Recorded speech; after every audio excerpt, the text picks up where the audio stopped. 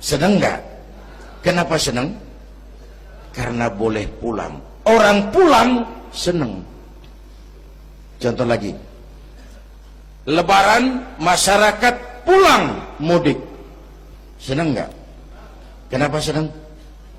Pulang. Orang pulang seneng. Sekarang selesai hidup di dunia, kita pulang kepada Allah, seneng nggak? Ragu-ragu, mau bilang seneng takut besok gitu. Mestinya seneng pulang. Apa yang bikin pulang yang satu itu kok berat? Kelihatannya dua. Pertama, kita ini sering mencintai sesuatu berlebihan, berakar di hati. Datang saat pulang tidak siap menghadapi perpisahan. Ada yang bergantung di sini, pulang jadi berat. Kalau cinta Allah sepenuhnya, cinta alam seperlunya, pulang enak. Yang kedua, bekal nggak cukup, sengsara di jalan, pulang jadi berat. Nggak punya bekal kok pulang, itu nekat. Belum sempet sholat modar, kok berani amat nggak punya bekal pulang. Kalau bekal cukup, pulang itu menyenangkan. Kenapa? Itu satu keharusan. Iya, kalau umat-umat terdahulu umurnya relatif panjang. Kalau kita ini mencontoh baginda Rasul, beliau wafat umur 63 itu standar.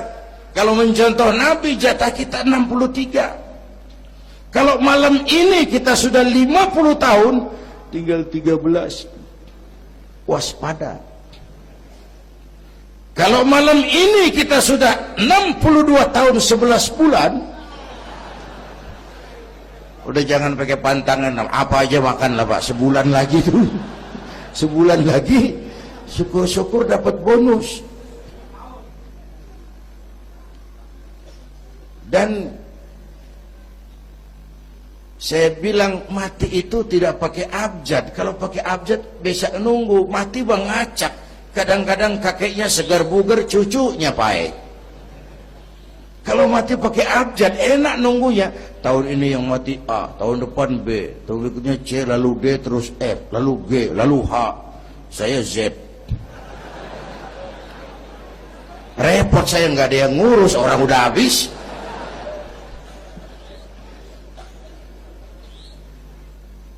Bapak Ibu hadirin, malah aneh. Jam 6 pagi sopirnya mati. Jam 10 siang, 4 jam kemudian Mbah Suripnya yang mati. Sebelum mati dia pesan sama teman saya W.S. Rendra, Mas, saya kalau mati tolong dikubur di bengkel teater Depok. Monggo, dikubur sama Rendra.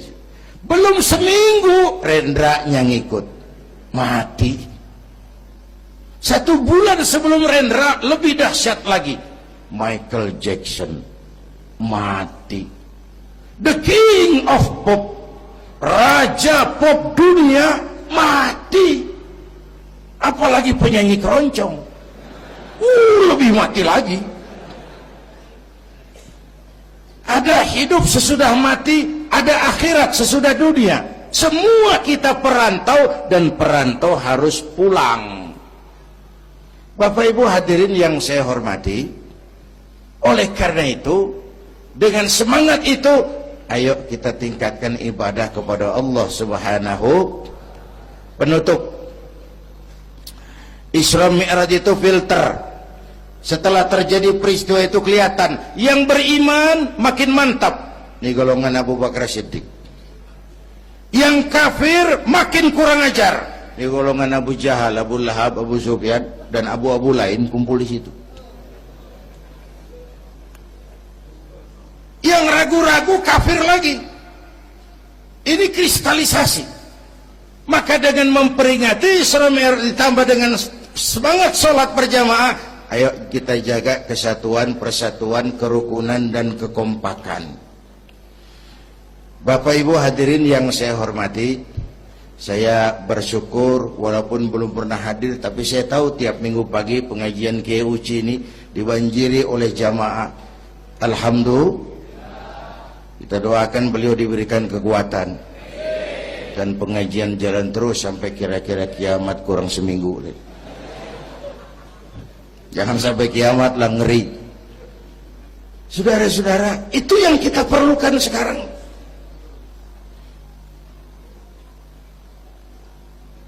Menjaga semangat kebersamaan seperti diajarkan di masjid ini. Coba baik tinggali akhlak masjid.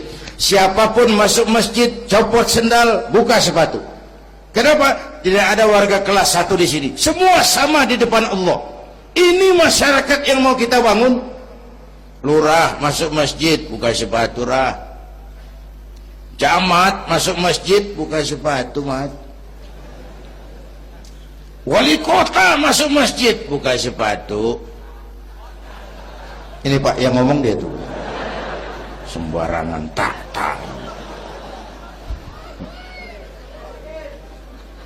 Gubernur masuk masjid, buka sepatu, Nur. Presiden masuk masjid, buka sepatu, Den.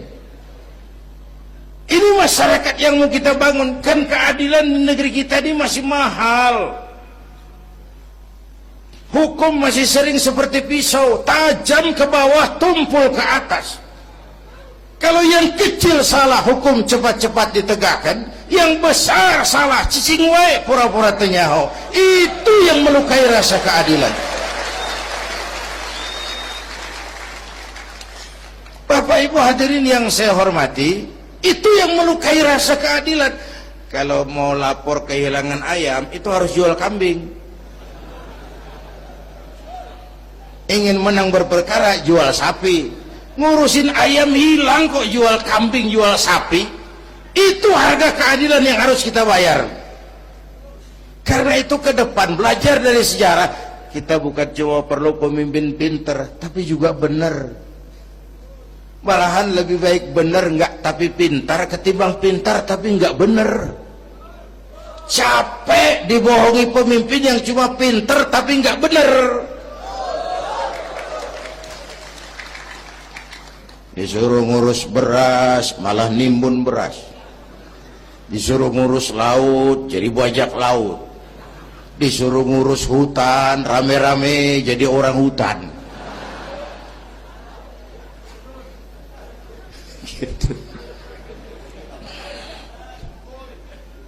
Kita rindu munculnya sosok-sosok macam Umar bin Abdul Aziz. Punten nih.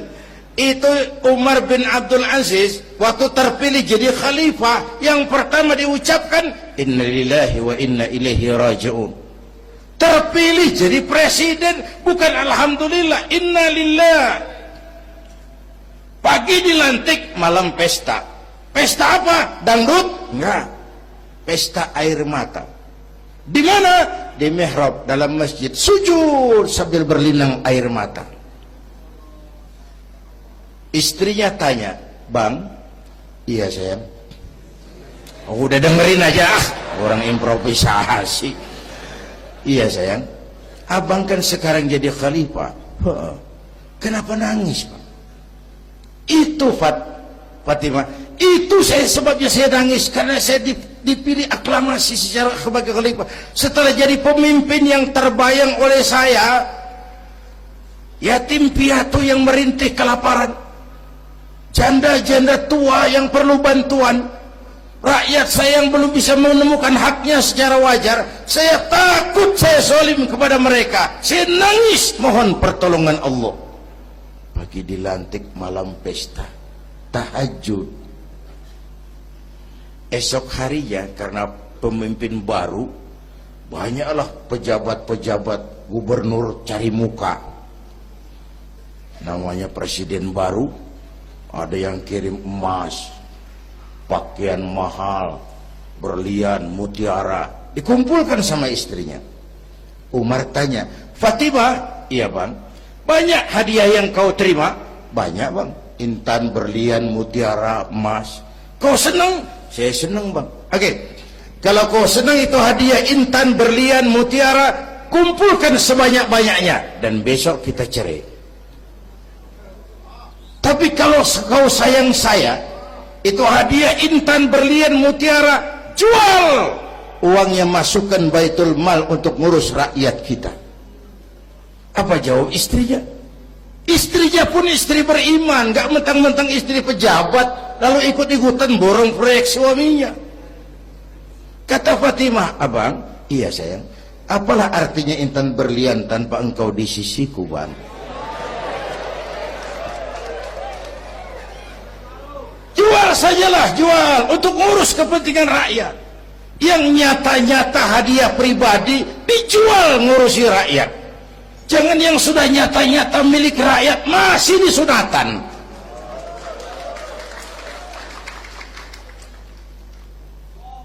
Yang antik lagi, satu malam beliau kerja di kamar pakai lampu templok, nulis.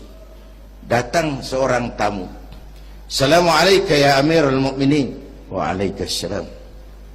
Silakan duduk. Ada apa? Enggak, cuman mau ngobrol. Urusan pribadi khalifah, kita kan teman lama. Oke, baik. Beliau berdiri, lampunya dipadamkan, ditiup, mati, gelap kamar. Ayo kita ngobrol. Tamunya heran, ya khalifah, iya, kita kan mau ngobrol, iya, kenapa lampu dimatiin? Begini mas, mau tamunya dari Jawa waktu itu, dengerin aja kenapa sih. Gini lah mas, tadi waktu sampean datang tuh, kan sampean lihat saya lagi kerja. Iya, saya kerja tadi ngurusi rakyat. Tentu, saya kan pakai lampu. Memang, lampunya kan pakai minyak. Pasti, minyaknya kan beli. Iyalah, belinya pakai uang. Tentu, uangnya uang rakyat. Kita mau ngobrol urusan pribadi, nggak usah pakai minyak rakyat mas. Ayo ngobrol sampai subuh ini. Kalau yang kecil saja orang sudah berhati-hati, apalagi menghadapi urusan yang jauh lebih besar ke depannya. Bapak Ibu hadirin yang saya hormati, oleh karena itu kita memerlukan semangat kebersamaan, walaupun tidak harus selalu bersama-sama. Ini adalah potret terakhir. Baginda Nabi di awal-awal perjuangan didampingi 5 figur utama. Pertama, Nabi punya Sayyidina Abu Bakar Siddiq. Ini sahabat merangkap mertua, orang tua bijaksana, tempat Nabi tukar pikiran. Kampung itu enak kalau ada yang dituain. Yang kedua, beliau punya Umar bin Khattab, Al-Futuhat Al-Islamiyah, imam tapi jenderal, jenderal tapi imam, gagah, berani untuk Islam. Selesai? Belum. Yang ketiga, Nabi punya Utsman bin Affan, pengusaha tapi santri, penyandang dana. Umat akan maju kalau banyak punya Utsman. Yang keempat, Nabi punya Ali bin Abi Thalib, tokoh muda tapi intelek. Yang kelima, beliau punya Khadijah binti Khuwailid. 5 figur utama bahu-membahu membantu perjuangan Nabi. Begitulah kita berjuang. Mesti punya segala hal. Mesti punya senjata yang namanya golok, gergaji, pisau, silet. Harus punya.